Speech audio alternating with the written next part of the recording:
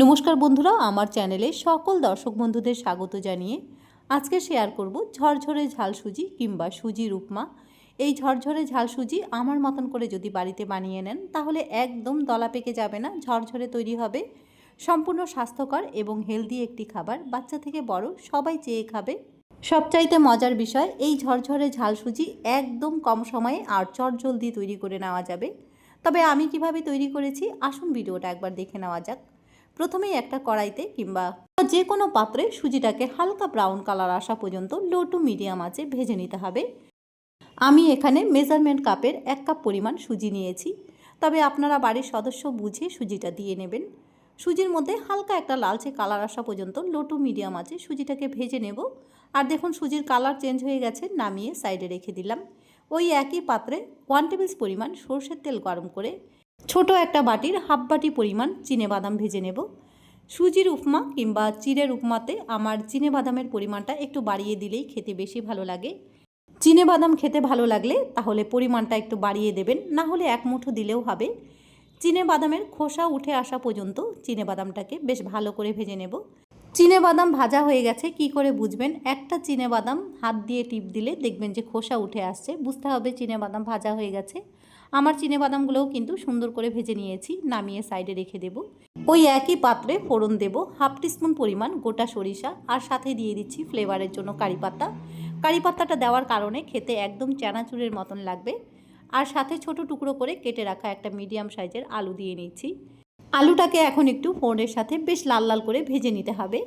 আলু যদি প্রথমে একটু ভেজে নেওয়া যায় তাহলে আলু কিন্তু হাফ সেদ্ধ হয়ে যাবে, কারণ আলু সেদ্ধ হতে একটু সময় লাগে, তাই ফোড়নের সাথে একটু লাল লাল করে ভেজে নিচ্ছি। আর আলুর সাথে খানিকটা পেঁয়াজ কুচিও দিয়ে নিয়েছি। পেঁয়াজ আলু একসাথে ভেজে নিলে দেখবেন যে একটা মিষ্টি স্বাদ বেরিয়ে আসে, সেই জন্য বেশ লাল লাল করে ভেজে নিয়েছি। আলুটা হাফ সেদ্ধ হয়ে গেছে, ঠিক এই সময় 1 চা চামচ আদা রসুন বাটা দিয়ে নেব। এবার সমস্ত কিছুকে একসঙ্গে একটু ভাজা ভাজা করে নিচ্ছি, যাতে আদা রসুনের কাঁচা ভাবটা চলে যায় আর সাথে সমস্ত কিছু একসঙ্গে বেশ মজেও আসবে। এবার কিছু সবজি এখানে আমি অ্যাড করে নিচ্ছি। আগে থেকেই সবজিগুলো ছোট টুকরো করে কেটে তারপরে ধুয়ে নিয়েছিলাম। এখানে আমি সবজির জন্য নিয়েছি বিনস, গাজর, একটা মিডিয়াম সাইজের টমেটো আর একটা শসাও সাথে দিয়েছি।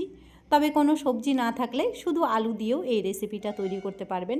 সবজিগুলো কষানোর সময় কিছু মশলা এখানে আমি অ্যাড করে নিচ্ছি। স্বাদমতো লবণ একবারেই দিয়ে নেব, লাগলে আর একটু পরে দিয়ে নেওয়া যাবে। হাফ টিস্পুন পরিমাণ দিয়ে দিচ্ছি জিরে গুঁড়ো, হাফ টিস্পুন পরিমাণ ধনে গুঁড়োও দিয়ে দেব। গরম মশলার গুঁড়ো একই সাথে দিয়ে নিচ্ছি। এবার মশলার সাথে সবজিগুলো বেশ ভালো করে কষিয়ে নিতে হবে, যাতে সবজিগুলো সুন্দরভাবে সেদ্ধ হয়ে যায়। আলু আগে থেকেই হাফ সেদ্ধ আছে, আর এখন কষানোর পর আলুটা কিন্তু সুন্দরভাবে সেদ্ধ হয়ে গেছে। একটা কেটে আপনাদেরকে একটু দেখিয়ে দিলাম। সব সবজিগুলো মশলার সাথে সুন্দরভাবে কষিয়ে নিয়েছি। এবার আগে থেকে ভেজে রাখা সুজিগুলো ওপর থেকে দিয়ে নেব। সুজিগুলো দিয়ে নেওয়ার পর সব সবজির সাথে প্রথমে একটু নাড়াচাড়া করে নিতে হবে। তারপরে সুজি সেদ্ধ হওয়ার জন্য পরিমাণ বুঝেই জলটা দেব।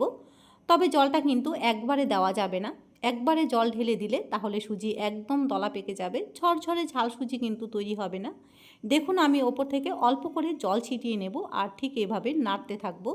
আমি 1 কাপ সুজির জন্য হাফ কাপেরও কম পরিমাণ জল ঠিক এভাবে ছিটিয়ে নিচ্ছি, আর ঠিক এভাবে নাড়তে থাকতে হবে, তাহলে সুজি একদম দলা পেকে যাবে না। সুজিটা ভেতর থেকে খুব সুন্দরভাবে সেদ্ধও হয়ে যাবে, আবার সুজি ঝরঝরেও থাকবে। গ্যাসের আঁচটা কিন্তু এই সময় একদম লো ফ্লেমে রাখবেন। সুজিটা দেখুন ভেতর থেকে খুব সুন্দরভাবে সেদ্ধ হয়ে গেছে, আবার কত সুন্দর ঝরঝরে তৈরি হয়েছে। সুজিটা নামিয়ে নেওয়ার পালা, তবে নামিয়ে নেওয়ার আগে দিয়ে দিচ্ছি ঝালের জন্য কাঁচা লঙ্কা কুচি। আর প্রথমেই যে চিনেবাদামগুলো ভেজে নিয়েছিলাম সেগুলো আমি এখন দিয়ে নেব। সুজিতে স্বাদ মতো লবণ আমি প্রথমে একবারেই দিয়ে নিয়েছিলাম, এখন 1 চিমটে লবণ দিয়ে নেব। আপনারাও একটু চেক করে একটু লবণ ছিটিয়ে নেবেন। আর সুজিটা কিন্তু আমাদের পরিবেশন করার জন্য একদম রেডি। দেখুন কত সুন্দর ঝরঝরে তৈরি হয়েছে, একদম দলা পেকে যায়নি। সকাল বিকেলের খুব চটজলদি তৈরি হয়ে যাওয়া একটা জলখাবার, যেমনি স্বাস্থ্যকর তেমনি হেলদি। তবে রেসিপিটা কেমন লাগলো কমেন্ট বক্সে অবশ্যই জানাবেন। ভিডিও ভালো লাগলে লাইক, শেয়ার, সাবস্ক্রাইব করতে ভুলবেন না। ফিরে আসবো নতুন একটি রেসিপি নিয়ে।